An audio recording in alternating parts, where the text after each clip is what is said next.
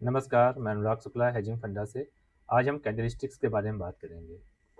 Candlesticks के 4 video बनेंगे और उसमें हम कैंडलस्टिक्स के बारे में जितनी भी जानकारी होगी उसको कंपाइल करने की कोशिश करेंगे। चार्ट रीडिंग के लिए जो बेसिक रिक्वायरमेंट है वो है नॉलेज ऑफ कैंडलस्टिक्स। आजकल क्या है कि यूट्यूब में और गूगल पे कैंडलस्टिक्स के बारे में बहुत ज़्यादा जानकारी दे दी गई है और जो नया ट्रेडर होता है और नया इन्वेस्टर होता है वो उसी में उलझा रहता है। यूट्यूब वीडियो देख लेगा 10-20, गूगल से अनवांटेड कंटेंट ले लेगा और फिर उसको ट्रेडिंग के टाइम में उस सारे नॉलेज को इम्प्लीमेंट करने की कोशिश करता है। लेकिन उससे फिर क्या होता है कि जब ज़्यादा नॉलेज होता है तो वो नॉलेज इम्प्लीमेंट नहीं हो पाता और ट्रेड आपकी प्रॉफिटेबल नहीं हो पाती। तो ये जो 4 वीडियोज़ जो यहाँ बनने जा रहे हैं, जो मैं बना रहा हूँ, उसके बाद आपको कैंडलस्टिक के बारे में कुछ भी जानने की इससे अधिक आवश्यकता नहीं होगी। बहुत ही लिमिटेड और प्रिसाइज़ नॉलेज होगा। तो चलिए शुरू करते हैं। सबसे पहले समझते हैं कि कैंडलस्टिक होती क्या है। किसी भी नया ट्रेडर के लिए कैंडलस्टिक की डेफिनेशन बहुत ही मैटर करती है। मैं ये चाहता हूँ कि आप ये जो डेफिनेशन लिखी हुई है आप इसको केवल एक बार पढ़िए, उसके बाद आप भूल जाइए। ये जो डेफिनेशन लिखी हुई है इस प्रेजेंटेशन में वो गूगल से ली गई है। जो मैं आपको बोल रहा हूँ जैसे मैं बोल के समझाऊंगा, आपसे रिक्वेस्ट है कि उसके आप नोट्स बनाइएगा। इस वीडियो को आप लाइक करें या ना करें, सब्सक्राइब करें या ना करें, मेरी बेसिक रिक्वायरमेंट है कि कम से कम 100-200 ट्रेडर कैंडलस्टिक की इन सीरीज को देख के प्रॉफिटेबल हो जाएं, तो मेरा जो पर्पज़ है वो सॉल्व हो जाएगा। तो फिर आपसे रिक्वेस्ट है कि आप नोट्स ज़रूर बनाएं। इस वीडियो को 2 बार देखें, 3 बार देखें और अपने नोट्स बनाएं। मैं गारंटी देता हूँ कि कैंडलस्टिक इतना पावरफुल टूल है कि अगर आपने इसको एक बार समझ लिया, अपनी ट्रेडिंग लाइफ में इसको आपने जगह दे दी और अच्छे से समझ के, तो किसी और इंडिकेटर की आपको आवश्यकता नहीं पड़ेगी। 80% आपकी समस्या कैंडलस्टिक ही हल कर देगी। यहाँ पर जो भी जानकारी मैं आपको देने जा रहा हूँ, वो उस ढंग से किसी ने भी अभी तक आपने जितने भी वीडियो देखे होंगे, किसी ने भी उस ढंग से आपको कैंडलस्टिक के बारे में नहीं बताया होगा। और इसके बाद आपको कैंडलस्टिक रटने की आवश्यकता नहीं पड़ेगी, क्योंकि नए ट्रेडर के सामने समस्या क्या आती है कि कैंडलस्टिक्स के बारे में इतनी ज़्यादा जानकारी दे दी गई है कि वो आके यहाँ कन्फ्यूज हो जाता है। जब वो कन्फ्यूज हो जाता है तो फिर वो इनको समझता नहीं है कैंडलस्टिक्स को और आगे की तरफ बढ़ जाता है। कुछ नया तलाशने लगता है, कोई नया इंडिकेटर तलाशने लगता है मार्केट में। समस्या वही रहती है कि जो टेक्निकल एनालिसिस है स्टॉक मार्केट का, उसकी जो आत्मा है कैंडलस्टिक है। नया ट्रेडर या कोई इन्वेस्टर या 2-4 साल से जो ट्रेडिंग कर भी रहे हैं, इसको बिना सीखे आगे बढ़ जाते हैं। क्योंकि इतना ज़्यादा नॉलेज है इसके बारे में, इतना ज़्यादा इसको बढ़ा-चढ़ा के पेश किया जा रहा है कि एक कैंडलस्टिक, एक बेसिक कैंडलस्टिक एक के 12-12 पार्ट बना दिए गए हैं। तो नया ट्रेडर उनमें उलझा रहता है, उस समय आपको उलझना नहीं है। आपको केवल अपना जो मैं बोल रहा हूँ उसके नोट्स बनाएंगे आप लोग और इन जो 4 सीरीज आने वाली है कैंडलस्टिक की उसको कई बार देखेंगे। चलिए शुरू करते हैं इसके बारे में। हम पहले जानेंगे बुलिश कैंडलस्टिक ये क्या होती है। बुलिश कैंडलस्टिक को हम एक एग्जाम्पल के थ्रू समझेंगे, जिससे कि आपको याद रहे। एक कहानी बनाएंगे जिससे कि आपको हमेशा याद रहेगी और आपको बार-बार याद करने की ज़रूरत नहीं पड़ेगी कि कैंडलस्टिक फॉर्म कैसे होती है। जैसे कि मैंने पहले ही बताया था, कैंडलस्टिक एक डेफिनिट टाइम फ्रेम में बायर्स एंड सेलर्स के इमोशन, बिहेवियर और पैटर्न, कैसे वो बाई सेल कर रहे हैं, इनका एक फिजिकल फॉर्म होती है एक डेफिनिट टाइम फ्रेम में। मान लीजिए कि ये कैंडलस्टिक जो आपके सामने बनी हुई है, ये 1 डे के टाइम फ्रेम की है पूरी। इसको हम एक कहानी के थ्रू समझेंगे कि कैंडलस्टिक की फॉर्म कैसे हुई। मान लीजिए आपको सिल्वर चाहिए। आप ज्वेलरी शॉप ओपन हुई सुबह 8 बजे और वो ज्वेलरी शॉप खुलती है रात को 12 बजे तक।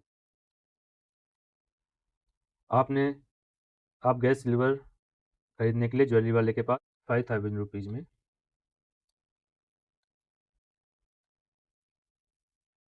और आपके लेते हुए जैसे ही आपने ली वैसे ही सिल्वर के प्राइसेस चले गए, मान लीजिए 4500। 4500,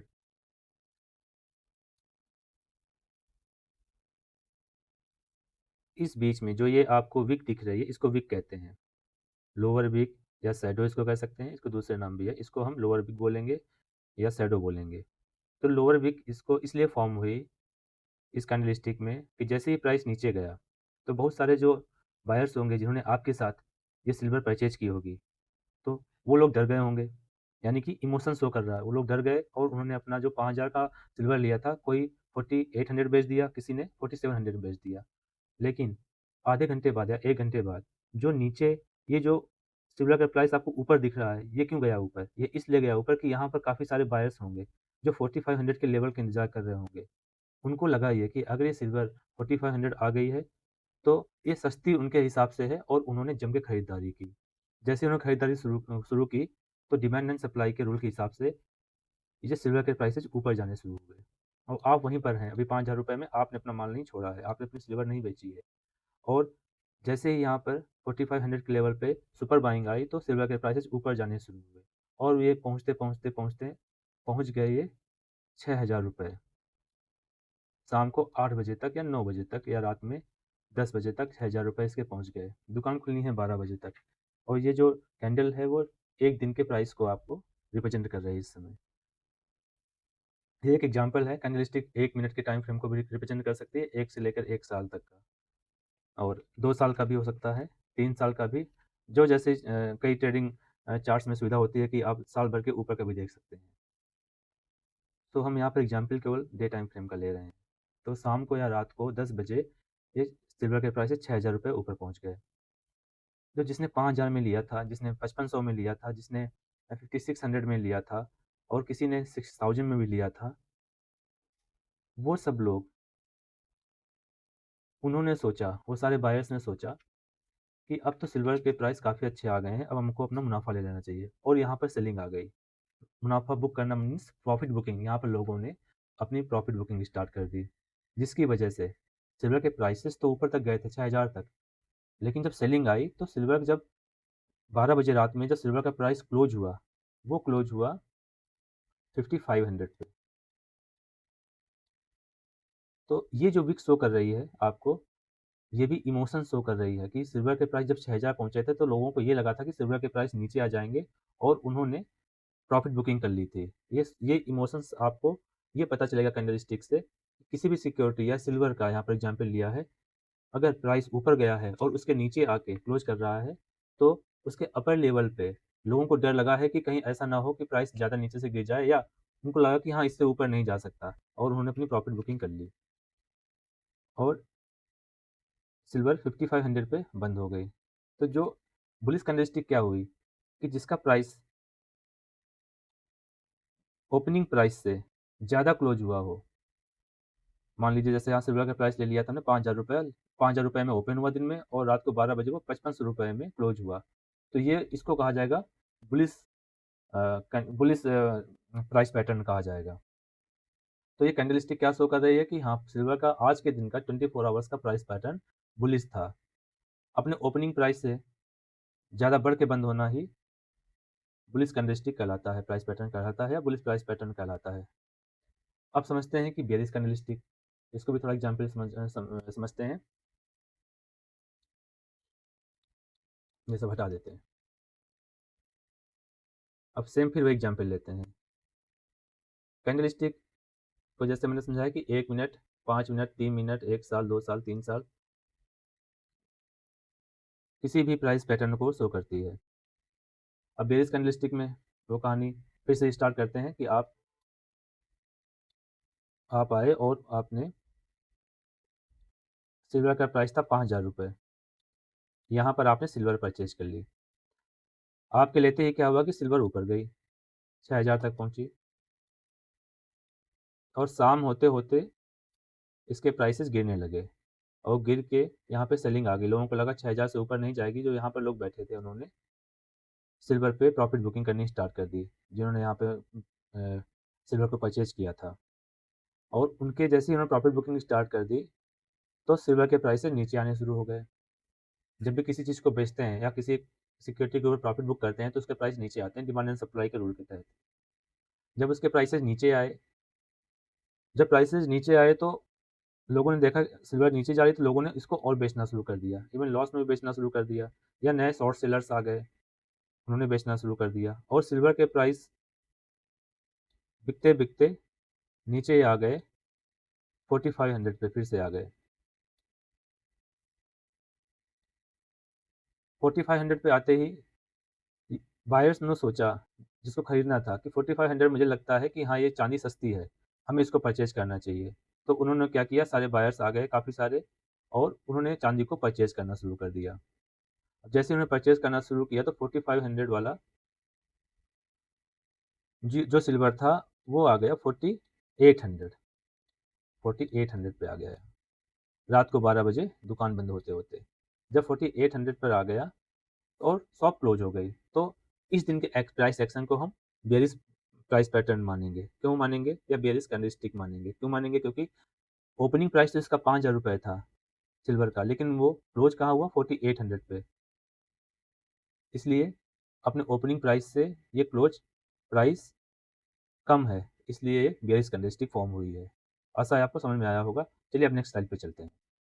इसको आप ऐसे ही कहानी पे याद रखिएगा, जब भी आप किसी कैंडलस्टिक को देखें तो इसी कहानी को याद कर लें कि कैसे इमोशंस हुए होंगे। जैसे मैंने आपको बताया कि यहाँ पर इमोशंस आए होंगे, यहाँ पर लोगों को लगा होगा ये वीक इमोशंस शो करती है, सडन सडन स्पाइक शो करती है। सडन स्पाइक मीन्स यहाँ पे 6000 पे लोगों को ये लगने लगा था कि सिल्वर महँगी है, हम इसको बेचते हैं और सिल्वर ने यहीं से रिटर्न लिया। तो ये और यहाँ से आके जब ये 4500 पहुँची तो ये जो विक्स शो कर रही है, इन विक्स का बहुत इम्पोर्टेंस है कैंडलस्टिक्स में। तो इन विक्स का ध्यान रखिएगा कि ये इमोशंस शो करती हैं। बायर और सेलर के का जो बिहेवियर था, क्या बिहेवियर था, कैसा कैसा उस समय उनका इमोशन था, ये कैंडलस्टिक की जो विक्स हैं, ये वो शो करती हैं। चलिए नेक्स्ट स्लाइड पे चलते हैं। Why are candlesticks relevant? इस सब के बारे में हमने आपसे स्टोरी के थ्रू पहले ही बात कर ली है। Each candle of any time frame can tell the analyst at what price the asset opened, how high it went, how low it went, at what price it closed. सब कुछ आशा है कि आपको पहले की स्लाइड में समझ में आ गया होगा जो यहाँ पे बात लिखी हुई है। जैसे कि सबसे नीचे लाइन में लिखा हुआ है, just as one needs to understand English to enjoy Shakespeare, the very same way an analyst need to understand candlesticks to make sense of stock market. Candlesticks के बारे में आपको जानना ही पड़ेगा अगर आपको स्टॉक मार्केट के बारे में सीखना है। बिना सीखे या किसी से टिप्स लेके आप कुछ भी कर लें, लेकिन अगर आप सीखना चाहते हैं तो कैंडलस्टिक्स के बारे में आपको समझना ही पड़ेगा। अब यहाँ से कहानी स्टार्ट होती है बुलिश और बेयरिश कैंडलस्टिक्स के टाइप की। बहुत ज़्यादा टाइप जानने की आवश्यकता आपको नहीं है, केवल आपको ये जो 3, 3, 6 और ये 3, 9, 9 कैंडलस्टिक्स हम लोग पढ़ेंगे और आज हम बात करेंगे केवल बुलिश कैंडलस्टिक्स की। ठीक है, बुलिश और बॉटम आउट कैंडलस्टिक्स हम बोलते हैं। बॉटम आउट क्यों बोलते हैं? क्योंकि जब यहाँ से प्राइस ऊपर जाता है और इस तरह का ये वीक फॉर्म होती है, यानी कि मैंने पहले ही आपको बताया था कि यहाँ पर बायर्स काफ़ी ज़्यादा मात्रा में आ गए थे और वो प्राइस को ऊपर ले गए थे। तो जहाँ से प्राइस ऊपर जाता है तो हम उसको कहते हैं बॉटम आउट। तो आपको केवल इतना याद रखना है कि बुलिश और बॉटम, बुलिश कैंडल को हम बॉटम आउट कैंडल बोलते हैं। बॉटम आउट मीन्स उसके बाद बॉटम आउट हो गया, यानी कि प्राइस ऊपर चला गया। ठीक है? और same way bearish top out, यानी कि जब इस तरह का प्राइस एक्शन होता है तो टॉप आउट, यानी कि जो टॉप था वो आउट हो गया। ये बस याद करने के लिए, आपको समझाने के लिए। टॉप आउट कैंडल की टॉप आउट हो गया और प्राइस एक्शन बियरिश हो गया। ये सेलिंग प्रेशर शो करती है टॉप आउट कैंडल। तो जो बॉटम आउट कैंडल्स होंगी वो आपको बाइंग प्रेशर शो करेंगे, जो टॉप आउट कैंडल होंगी वो बियरिश प्रेशर शो करेंगी। तो आज हम केवल बुलिश और बॉटम आउट कैंडल्स के बारे में जानेंगे और बियरिश, टॉप आउट एंड ये न्यूट्रल कैंडलस्टिक्स, ये केवल आपको यहाँ पर इसके बारे में आपको जानना है, इसलिए इसका पीपीटी लगाया हुआ है। इसके बारे में भी जानेंगे नेक्स्ट वीडियो में। नेक्स्ट वीडियो में जानेंगे या नेक्स्ट टू नेक्स्ट में जानेंगे। और फिर लास्ट वीडियो में हम जानेंगे केवल कैंडलस्टिक्स को ही पढ़ के या देख के केवल चार्ट पे आप कैसे ट्रेडिंग कर सकते हैं। वन कैंडल एसएल लेके, केवल वन कैंडल एसएल लेके किसी भी टाइम फ्रेम में जो न्यूबी हैं, न्यूबी के लिए जो एडवाइजेबल टाइम फ्रेम है वो है आधा घंटा, हाफ एन आवर और 1 आवर एबव। आप हाफ एन आवर या 1 आवर एबव का चार्ट लगा के कैंडलस्टिक्स, केवल कैंडलस्टिक्स चार्ट लगा के, कोई भी इंडिकेटर नहीं रहेगा, हम कैसे ट्रेडिंग करेंगे वो आपको दिखाएंगे, लाइव दिखाएंगे। और केवल एक कैंडल का आपका स्टॉप लॉस रहेगा।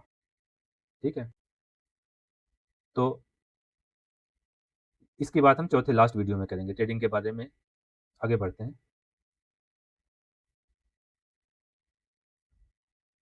बुलिश और बॉटम आउट कैंडलस्टिक्स। बुलिश जो या बॉटम आउट कैंडलस्टिक्स में ये 3 कैटेगरी हमने ली है। बस इन्हीं तीनों के बारे में जानना है। जो आप यहाँ पर सीख रहे हैं बस उतना ही जानना है, उसके बारे में कैंडलस्टिक्स के बारे में और कुछ नहीं जानना है।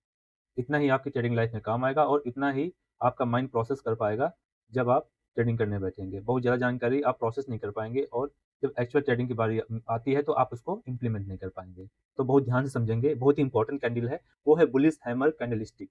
ये देखिए, bullish hammer candlestick. The hammer is a single line bullish reversal candlestick that appears at the end of a downtrend. It has a small body at the top and a long wick below. Means कहने का मतलब ये है कि इसको body बोलते हैं, ये हैमर की बॉडी हो गई, ये विक हो गई, ये इसका क्लोजिंग प्राइस हो गया। तो it has a long wick. इस कैंडलस्टिक में क्या है कि जो इसका ओपनिंग प्राइस होगा वो क्लोजिंग प्राइस के नीचे होगा, यानी कि जो प्राइस क्लोज होगा ओपनिंग प्राइस से बढ़कर बंद होगा, तो वो बुलिश हैमर कहलाएगा। और इसकी जो अपर विक है, जो लास्ट में लिखा हुआ है ना, it should have a very small or no upper wick at all, यानी कि ये विक भी ना हो तब भी ये बुलिश हैमर ही कहलाएगा। ठीक है, तो आपको बस वही एक कहानी याद रखनी है जो मैंने आपको पहले बताई सिल्वर बाई करने वाली, कि यहाँ पर बायर्स आ गए थे नीचे के लेवल पे और वो प्राइस को खींच के ऊपर ले गए और प्राइस को यहाँ पर क्लोज कर दिया। हर एक कैंडलस्टिक में आपको वही कहानी इंप्लीमेंट करनी है। आपको ऐसा पढ़ना है, जो ये डेफिनेशन लिखी हुई है आपको ये पढ़ना है। इसकी पॉसिबिलिटी क्या है, सक्सेस रेट क्या है, ये भी आपको देखना। 60% है कि यहाँ से जब भी ट्रेंड बियरिश होगा और जब वो ये कैंडलस्टिक जब फॉर्म होगी तो ट्रेंड रिवर्सल हो जाएगा। 60% पॉसिबिलिटी रहती है। तो आपको ये पढ़ना है, लेकिन कहानी वही याद रखनी है, तो आपको रटने की जरूरत नहीं पड़ेगी। आपको बस हाँ ये याद रखना, ये बस याद आएगा कि हाँ इस कैंडलस्टिक में ये बुलिश पैटर्न है, यहाँ पर बायर्स आए थे और उन्होंने इतना ज़्यादा उस सिक्योरिटी को परचेज कर लिया कि ओपनिंग प्राइस से भी ज़्यादा ऊपर उसका प्राइस चला गया और प्राइस इसके ऊपर बंद हो गया। इसको ट्रेड कैसे करना है हम आगे बताते हैं। ठीक है, चलते हैं आगे। इसमें और कुछ ज़्यादा समझने की आवश्यकता नहीं है आपको। मैं फिर वही आपसे बात कर रहा हूँ, जितना आप कम समझेंगे, जितना आप कम ज़रूरत से ज़्यादा अगर आप समझेंगे तो आप ट्रेड नहीं कर पाएंगे।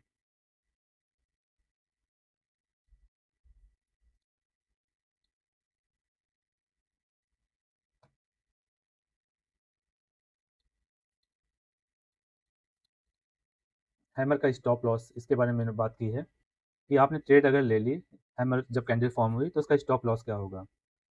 As with any trade it is advisable to use stops to protect your position in case the hammer signal does not play out in the way that you expect.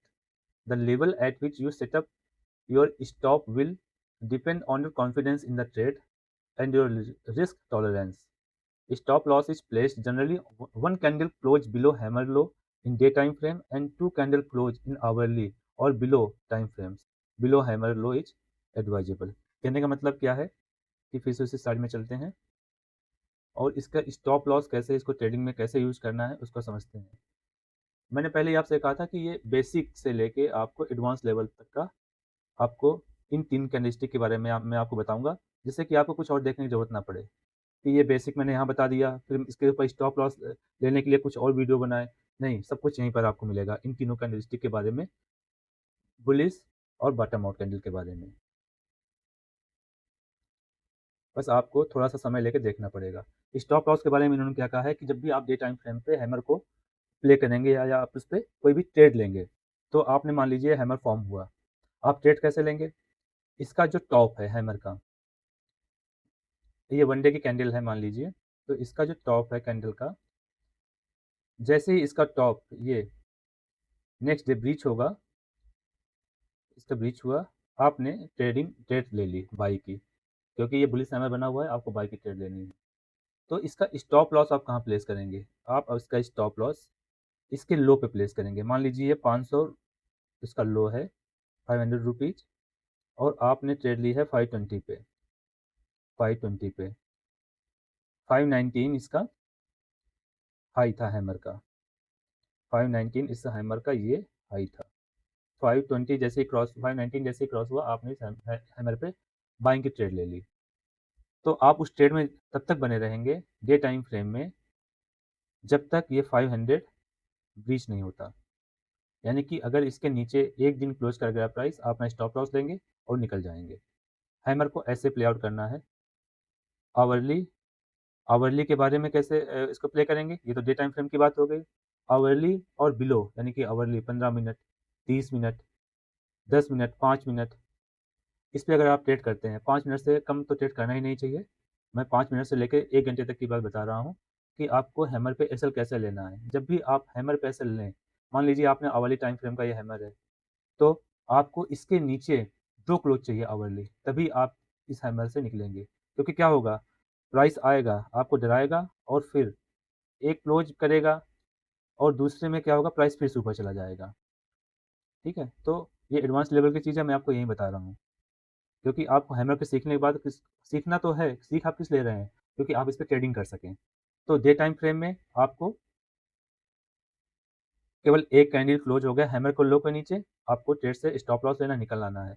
1 घंटे या उससे नीचे का अगर आप टाइम फ्रेम रखते हैं, तो आपको 2 क्लोज का इंतज़ार करना है। ठीक है? तब आप ट्रेड से बाहर निकलेंगे। स्टॉप लॉस हम तभी लेंगे जब हम जान जाएँगे कि हम पूरी तरह से गलत हैं, तभी हमको स्टॉप लॉस लेना चाहिए। ये जो मैं बात बोल रहा हूँ, आपको ये नोट्स बना के कहीं न कहीं लिखनी है। ये चीज़ इसीलिए मैंने जानबूझ के स्टार्टिंग में मेंशन नहीं की है, क्योंकि आप लोग नोट्स बनाएँ इन सब चीज़ों का। जब नोट्स बनाएँगे और उनको 1-2 बार पढ़ेंगे, जब आप लिखेंगे तो ये आपके माइंड में जाएँगी। जब आपके माइंड में जाएँगी तो आप ट्रेडिंग में इम्प्लीमेंट कर पाएँगे। स्लाइड में लिख देता तो आप लोग स्लाइड देख के, हाँ ठीक है, बाद में इसको देख लेंगे कभी, आप लोग टाल देते। लेकिन जो मैंने ये बात बताई है आपको, ये एडवांस लेवल की है, इसको आप कहीं न कहीं नोट करेंगे और अपनी ट्रेडिंग लाइफ़ में इम्प्लीमेंट करने की कोशिश करेंगे। तो बुलिश हैमर हो गया, अब हम आगे बढ़ते हैं। बुलिश हैमर कैसे फॉर्म होता है? हमें कैसे ट्रेड लेनी है? क्या एसएल होगा? 1 घंटे में क्या एसएल होगा और 1 डे में क्या एसएल होगा? ये भी मैंने आपको बताया। अब आगे बढ़ते हैं।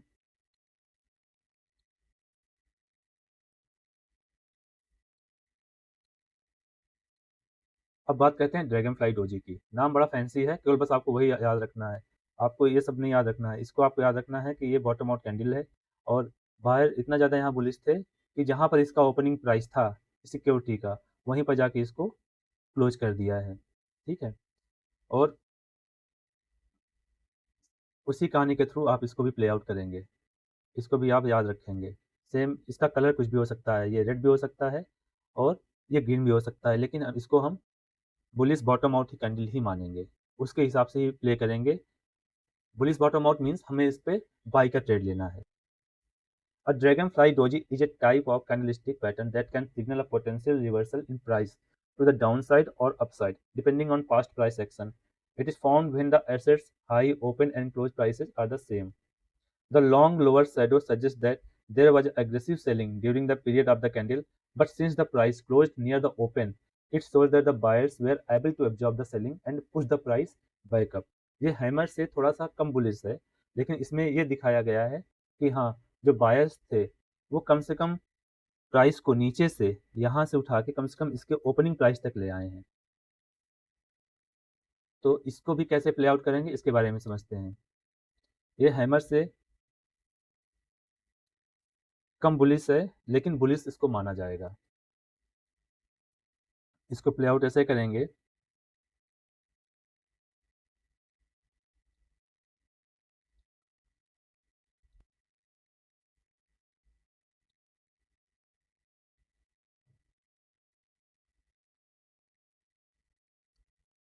इसको प्ले ऐसे करेंगे।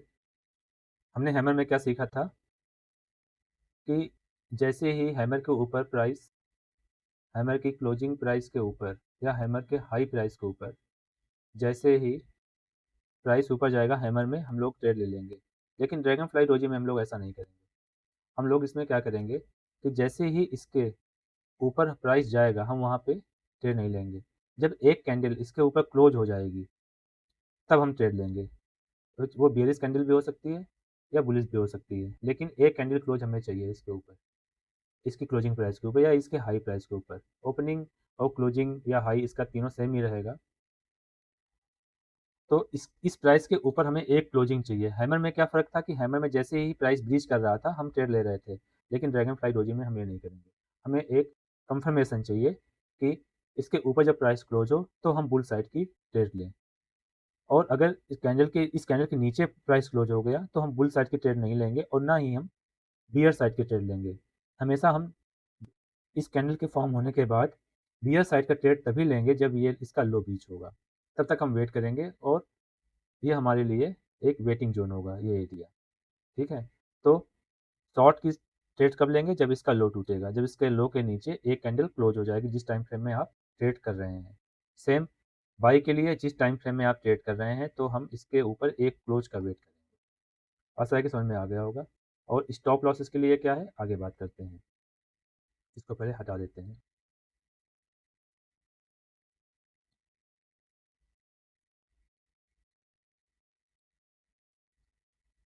Traders typically enter trades during or shortly after the confirmation candles completes.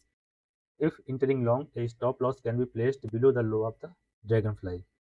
Same वो कहानी कह रहे हैं कि अगर आपने यहाँ पर कंफर्मेशन के बाद आपने ट्रेड ले ली तो इसके लो के नीचे ही आपको स्टॉप लॉस रखना है अपना किसी भी टाइम फ्रेम में। लो के नीचे अगर इसके लो के नीचे एक कैंडल क्लोज कर जाती है तो फिर आपको इस ट्रेड में नहीं रहना है, आपको निकल जाना है अगर आप बाई साइड पे बैठे हैं तो। आपने ट्रेड यहाँ ली इसके ऊपर कंफर्मेशन कैंडल के ऊपर और स्टॉप लॉस यहाँ का रख दिया, तो आपका बेसिक क्या हो गया कि आप बेसिकली आपका एसएल जो है एक कैंडल का हो गया, केवल इसी कैंडल का हो गया जिस टाइम फ्रेम में आप ट्रेड कर रहे हैं। तो इसको आपको बहुत ही बारीकी से समझना है, हैमर में कब ट्रेड लेना है और ड्रैगन फ्लाई डोजी में कब ट्रेड लेना है। चलिए आगे बढ़ते हैं, एक कैंडल और बची है उसके बारे में जान लेते हैं।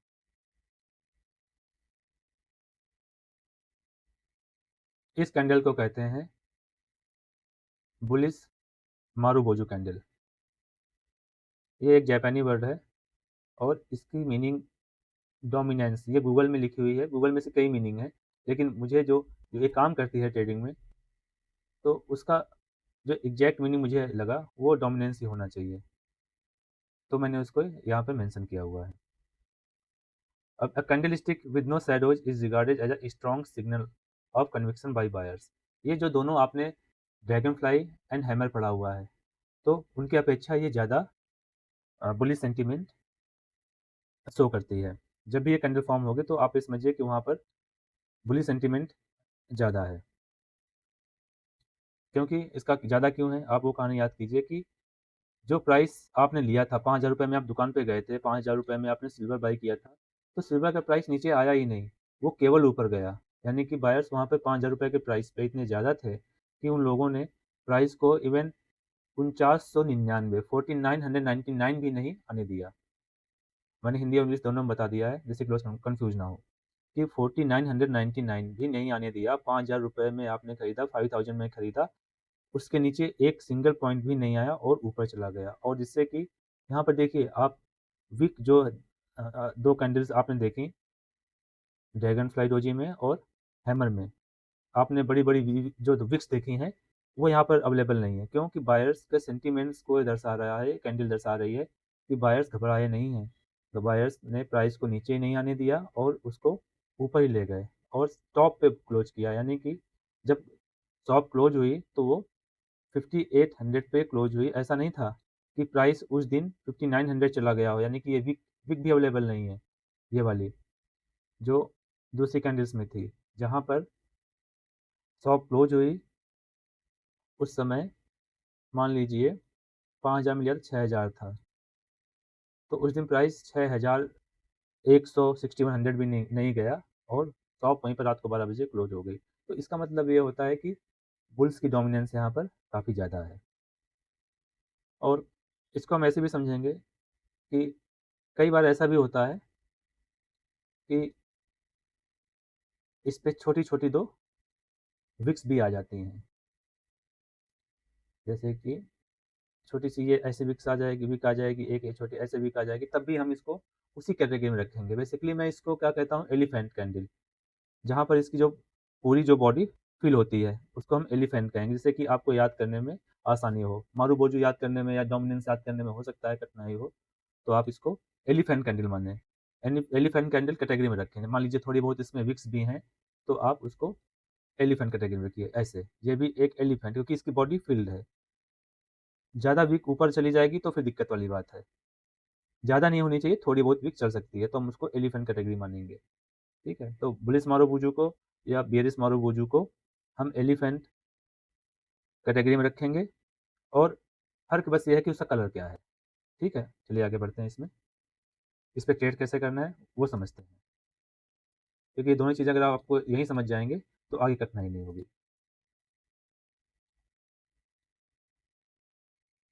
इस एलिफेंट कैंडल को कैसे प्ले आउट करेंगे ट्रेडिंग में, सेम जैसे हमने हैमर को प्ले किया, वैसे ही इसको यहाँ पे प्ले करेंगे। जैसे ही इस कैंडल का नेक्स्ट डे हाई ब्रेक होगा, हम बाई ट्रेड में एंट्री कर लेंगे।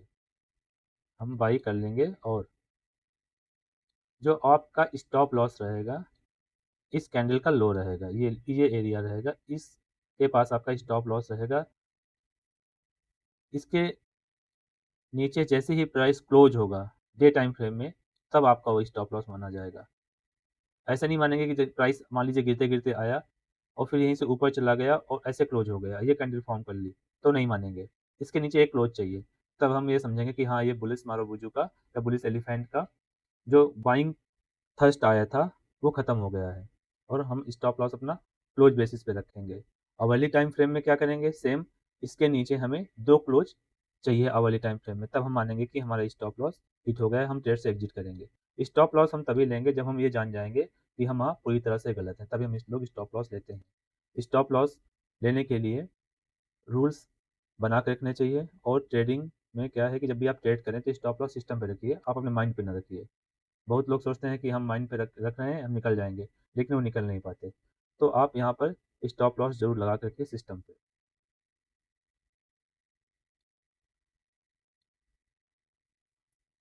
चलिए, आज का ये बुलिश या बॉटम आउट कैंडलस्टिक का ये पार्ट यहीं पे खत्म होता है। इसके बाद हम बियरिश या टॉप आउट कैंडल्स के बारे में जानेंगे। वो भी 3 कैंडल्स हैं, 3 कैंडल्स यहाँ पर हैं, 3 कैंडल्स वो बॉटम आउट वाली हैं और 3 कैंडल्स न्यूट्रल वाली हैं।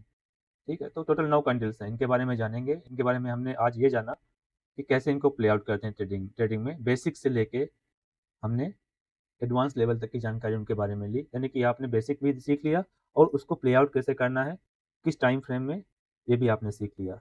इसके आपको नोट्स बनाने हैं। ये जानकारी मुझे लगता है किसी बेसिक जो चीज़ सीख रहा है ये कैंडलस्टिक उसके लिए ज़्यादा है, लेकिन जब ये वो कई बार इस वीडियो को देखेगा और अपने नोट्स बनाएगा, तो जब वो ट्रेडिंग करेगा तो उसे कॉन्फिडेंस आएगा और उसको बार-बार इधर-उधर कहीं जाने की ज़रूरत नहीं है और नोट्स ज़रूर बनाएँ, मेरी आपसे रिक्वेस्ट है। चलिए, thank you for watching. Thank you. Have a good day.